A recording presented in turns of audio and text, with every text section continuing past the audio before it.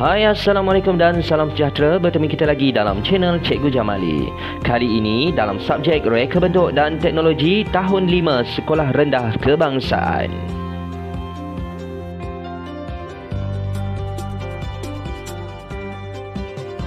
Agak-agaknya topik apa yang kita akan pelajari pada kali ini ya? Ada yang tahu? Ada yang boleh agak? Ia merupakan topik yang pertama bagi tahun 5, iaitu kenali mata jahitan.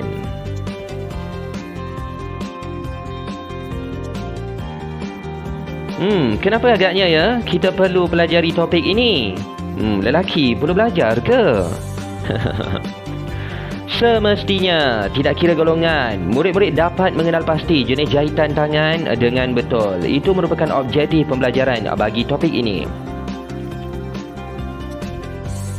Terdapat banyak jenis-jenis jahitan tangan. Antaranya yang pertama, jahitan kia.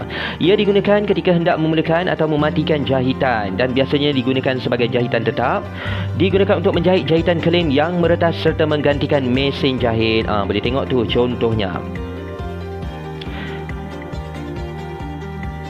Yang kedua ialah jahitan jelujur halus. Biasanya digunakan sebagai jahitan tetap. Ia digunakan juga untuk membuat kedutan atau sulaman pada fabrik dan untuk membaiki kelepet yang meretas. Itu merupakan contoh jahitan jelujur halus. Agak rapat jahitannya. Bila ada jelujur halus, mestilah ada lawannya, iaitu jahitan jelujur kasar. Jahitan ini biasanya digunakan sebagai jahitan sementara. Ia digunakan untuk menetapkan dua atau lebih fabrik semasa menjahit. Nampak tu, dia agak besar dan jaraknya juga agak lebar.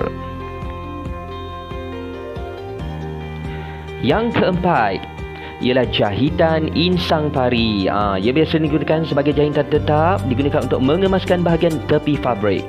Jahitan ini digunakan sebagai jahitan hiasan untuk menjahit motif. Nampak tu contohnya?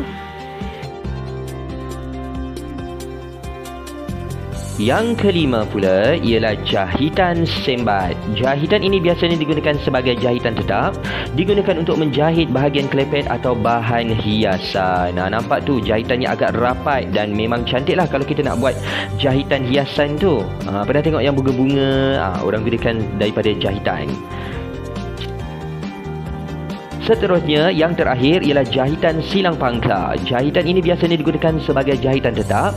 Ia digunakan untuk mengemaskan bahagian kelepet lipatan atau tepi kain serta sebagai jahitan hiasan. Nampak tu? Macam pangkar, sebab tu namanya silang pangkar. Itu semua merupakan contoh-contoh jenis mata jahitan tangan yang terdapat di dalam buku teks tahun 5. Namun begitu, anda semua diharap dapat melayari internet untuk mencari maklumat dengan pelbagai lagi jenis mata jahitan tangan yang terdapat di dalamnya.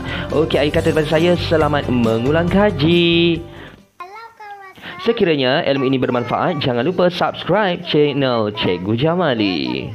Sampai jumpa lagi.